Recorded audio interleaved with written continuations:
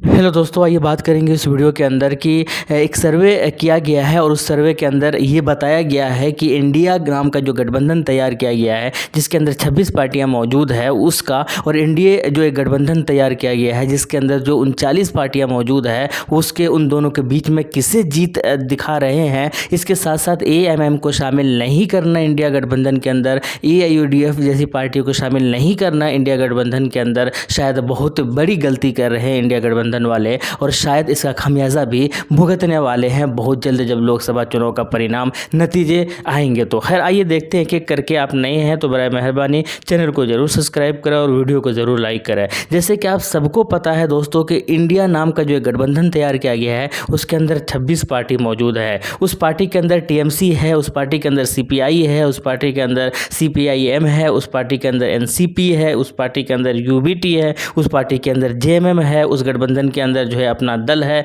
उस गठबंधन के अंदर जो है एनसी है, उस गठबंधन के अंदर पीडीपी है, उस गठबंधन के अंदर आईयूएमएल है, उस गठबंधन के अंदर जो है और भी कई सारी पार्टियां मौजूद है। टोटल उस गठबंधन के अंदर 26 पार्टियां मौजूद है। लेकिन सबसे पहले मैं एक आंकड़ा दिखाना चाहूँगा दोस्तों कि इन 26 पार्टियों में से आपको बहुत सारी पार्टियां हैं जैसे कि अपना दल है जिसके पास एक भी एमपी नहीं है, 0 एमपी है। इसी तरीके से इसी 26 पार्टियों में से एक पार्टी आरएलडी है, उसके पास 0 एमपी है। इसी तरीके से उसी 26 पार्टी में से एक पार्टी जो एमएम है, जेएमएम झारखंड मुक्ति मोर्चा जो झारखंड की पार्टी है उसके अंदर सिर्फ 1 एमपी है। इसी तरीके से उसी गठबंधन के अंदर एक पार्टी है पीपुल्स डेमोक्रेटिक पार्टी, उसके अंदर 0 एमपी है, उस पार्टी के पास 0 एमपी है। आरएसपी है, उस पार्टी के पास सिर्फ 1 एमपी है। सीपीआईएम है, उसके पास 0 एमपी है। केडीएमके है, उसके पास 0 एमपी है। वीसीके है, उस पार्टी के पास सिर्फ 1 एमपी है। एमडीएमके है, उस पार्टी के पास 0 एमपी है। एआईएफबी है, उसके पास 0 एमपी है। एमएमके है, उसके पास 0 एमपी है। केरला कांग्रेस है, उसके पास सिर्फ 1 एमपी है। केरला कांग्रेस जोसफ है, उसके पास 0 एमपी है। आरजेडी बिहार की बड़ी पार्टी शामिल है, उसके पास 0 एमपी है। आप केजरीवाल की पार्टी, उसके पास 1 एमपी है। तो ये एक लंबी फेर, इसके अंदर अभी और भी पार्टियां शामिल है। ये तो एक जो है मैंने 10 12 13 14 15 पार्टी का नाम लिए हैं, ये एक एग्जाम्पल के तौर पर मैंने बताने की कोशिश की है। इसके अंदर और भी फहरिस्त है, 5-6 पार्टियां और भी है जिनके पास या तो 0 एमपी है या 1-2 ही एमपी है। तो इन 26 पार्टियों में से इन पार्टियों को क्यों शामिल किया गया मुझे ये समझ नहीं आता है। अगर आप सही माने में बीजेपी को हराना चाहते हैं, आप सही माने में बीजेपी को सत्ता से उखाड़ कर फेंकना चाहते हैं, तो आप इन पार्टियों को क्यों शामिल कर रहे हैं? क्योंकि इनके पास तो कोई आंकड़े भी नहीं है, इनके पास कोई नंबर्स नहीं है, इनके पास या तो 1 एमपी है या एमपी है भी नहीं। तो ऐसे में इन पार्टियों को शामिल क्यों कर रहे हैं? इसलिए कर रहे हैं कि ताकि हमारा जो बेस है वो मजबूत हो सके, वोटों का बिखराव ना हो सके और हम आसानी के साथ बीजेपी को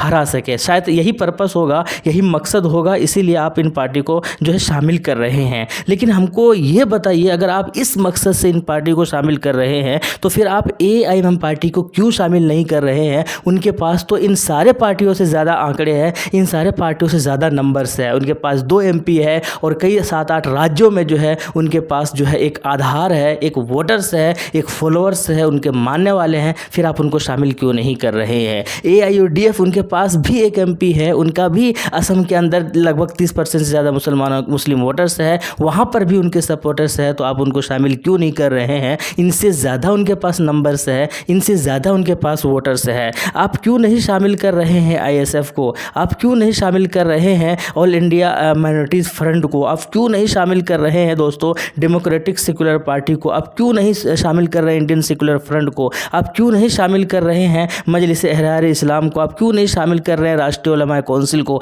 आप क्यों नहीं शामिल कर रहे हैं social democratic party of India को? आप क्यों नहीं शामिल कर रहे हैं पीपुल्स डेमोक्रेटिक पार्टी को? आप क्यों नहीं शामिल कर रहे हैं पीस पार्टी को? ये सारे पार्टीज जो है इनके पास भी तो वही आंकड़े हैं जो आपने दूसरे पार्टी को शामिल करके रखा हुआ है। तो आप इन पार्टीज़ को क्यों इग्नोर कर रहे हैं? इन पार्टीज़ को क्यों शामिल नहीं कर रहे हैं? और आप ये कह रहे हैं कि एआईएमएम पार्टी और एआईयूडीएफ जैसी पार्टियां जो है ये सिर्फ और सिर्फ कम्युनल पॉलिटिक्स करते हैं, इसीलिए हम उनके साथ शामिल नहीं कर रहे हैं। यही लॉजिक दे रहे हैं वो लोग, यही एग्जांपल्स दे रहे हैं, यही मिसाल दे रहे हैं, इसीलिए वो लोग इनको शामिल नहीं कर रहे हैं। उनके पास यही जवाब है। लेकिन मुसलमानों और मुस्लिम वोटर्स में खास करके कहना चाहता हूँ कि आप कान खोलकर थोड़ा सा ध्यान देने की ज़रूरत है दोस्तों, कि ये वो लॉजिक दे रहे हैं कि ये जो है कम्युनल पॉलिटिक्स करते हैं, इसीलिए हम इनको शामिल नहीं कर रहे हैं। ये आज कम्युनल पॉलिटिक्स करने लगे, ये इनके ऊपर एक धब्बा लगाया जाता है। ये कह रहे हैं कि ये लोग जो है बीजेपी के बी टीम है, उनके इशारे पर काम करती है,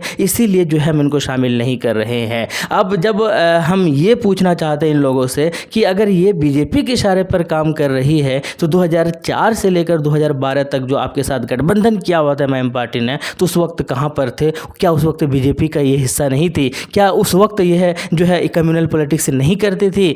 क्या आप ये पार्टी ठीक वैसे ही पॉलिटिक्स करती थी जैसे 2004 के अंदर करती है? ये पार्टी ठीक वैसे ही पॉलिटिक्स करती है जैसे 2008 और 2012 के अंदर करती है। फ़र्क इतना है कि उस वक्त आप इनके साथ दोस्ती यारी थी तो ये पार्टी ठीक थी, इनके साथ दोस्ती यारी ख़त्म हो गई तो ये पार्टी अलग हो गई। लेकिन सही माने में हम आपको बताने की कोशिश करते हैं दोस्तों, ये रीज़न नहीं है, ये कारण नहीं है। कारण ये है कि अगर इनको जो है सपोर्ट किया, अगर इनको गठबंधन के अंदर शामिल किया तो दोस्तों ये पार्टी और भी मजबूत हो जाएगी। और फिर अगर एक बार ये पार्टी और मजबूत हो जाती है नेशनल लेवल पर तो शायद फिर इन पार्टीज़ को रोकना बहुत मुश्किल हो जाएगा, क्योंकि ये लोग सही पॉलिटिक्स करते हैं, अच्छे पॉलिटिक्स करते हैं। कम्युनल तो एक नाम दिया गया है दोस्तों, कम्युनल अगर पॉलिटिक्स करते तो उत्तराखंड के अंदर हिंदू जो है उम्मीदवार कैसे जीत कर मैदान के अंदर आते हैं एमआईएम की तरफ से? अगर कम्युनल पॉलिटिक्स करते तो मध्य प्रदेश से फिर एक अच्छे हिंदू उम्मीदवार कैसे, हिंदू महिला कैसे जीत हो जाती? अगर कम्युनल पॉलिटिक्स करते तो हर विधानसभा के अंदर जो है हिंदू भाई को वोट जो है टिकट क्यों देते एमआईएम पार्टी? तो समझने की ज़रूरत है। लेकिन ये सिर्फ एक इल्ज़ाम है, ये सिर्फ एक एलिगेशंस है, ये सिर्फ एक बहाने बना रहे हैं ताकि इन पार्टीज़ के वोटर्स जो है, ताकि मुस्लिम वोटर्स को जो है अपना सकें और इन पार्टीज़ को जो है दरकिनार कर सकें, हमेशा की तरह मुस्लिम वोटर्स का यूज़ कर सकें। अब मेरे दोस्तों मैं एक बात कहना चाहता हूँ कि अगर मान लो इनको शामिल नहीं करते हैं और आप बीजेपी को हराना चाहते हैं, आप कहाँ से कैसे हराइएगा हमको बताइए। एआईएमआईएम पार्टी को आपने शामिल नहीं किया, एआईएमआईएम पार्टी और एआईयूडीएफ जैसी पार्टी जो है वो बीजेपी में कभी शामिल होंगे ही नहीं, ये बात तो तय है। तो अब होगा क्या? या तो तीसरा मोर्चा तैयार होगा या फिर जो है ये अपना उम्मीदवार उतारेंगे। अगर ये अपना उम्मीदवार उतारेंगे तो किशनगंज से इनका उम्मीदवार होगा, अररिया लोकसभा से इनका उम्मीदवार होगा एमआईएम पार्टी का, कटिहार से इनका उम्मीदवार होगा, इसी तरीके से पूर्णिया लोकसभा से इनका उम्मीदवार होगा। बिहार के अंदर ये 3-4 सीट तो फिक्स है, यहाँ से उम्मीदवार होंगे ही होंगे। उत्तर प्रदेश की अगर बात की जाए तो 10 से 12 सीटों पर वहाँ पर लड़ने का घोषणा कर दिया है और वहाँ पर प्रदेश अध्यक्ष जो शौकत अली है वो भी उम्मीदवार होंगे, ये बात भी तय हो चुका है।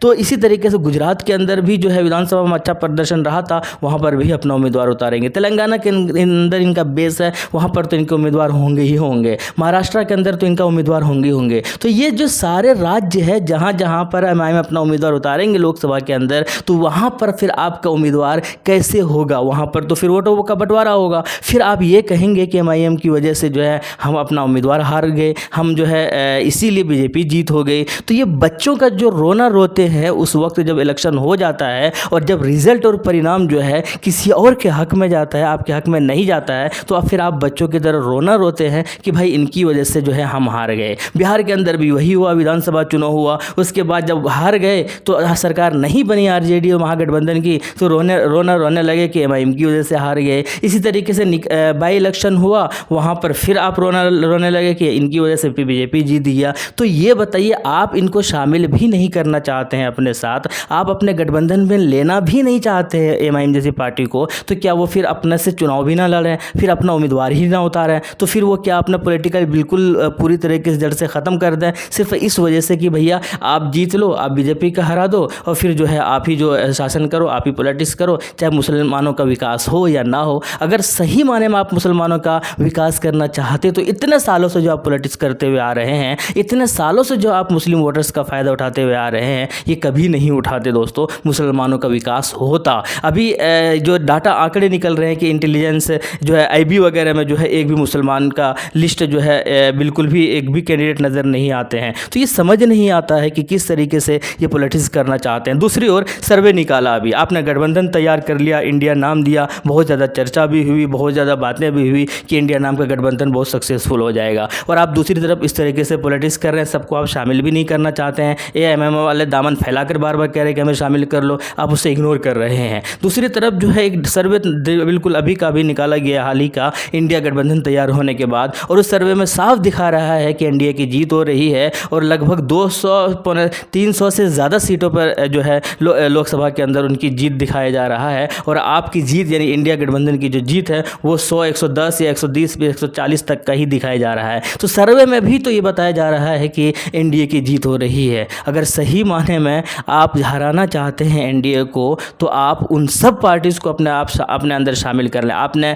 जो है इल्ज़ाम का केजरीवाल पे भी लगाया हर विधानसभा के अंदर कि ये भी बीजेपी के इशारे पर आ जाती है। आपने जो है नीतीश कुमार यादव ने भी, नीतीश कुमार तो खैर खुद बीजेपी के साथ रह चुके हैं, उनकी तो बात ही अलग है। तो आप ऐसे पार्टीज़ को शामिल कर लिए हैं, लेकिन उन पार्टीज़ को शामिल नहीं कर रहे हैं जो आना चाहती हैं। ये एक समझने की बात है उन लोगों के लिए जो इस गठबंधन को बहुत सेकुलर समझ रहे हैं और इस गठबंधन को बिल्कुल सही मान रहे हैं। हालांकि बीजेपी को हराना एमआईएम वाले भी चाहते हैं, बीजेपी को हराना यूडीएफ वाले भी चाहते हैं, लेकिन क्यों उनको दरकिनार कर रहे हैं ये समझ से परे हैं। इसे समझने की ज़रूरत है दोस्तों। सही माने में ये एक सवाल खड़ा होता है, क्या आप मुसलमानों की पार्टी को रोक देना चाहते हैं पूरी तरीके से? क्या ये मुसलमानों की पार्टी के खिलाफ एक साजिश है? ये सवाल खड़ा करता है यहाँ पर। इस सवाल के जवाब ढूंढना चाहिए हर किसी को। अगर आपके पास है तो कमेंट सेक्शन में ज़रूर बताइएगा। मिलते हैं नेक्स्ट वीडियो में। थैंक यू, जय हिंद, लव यू।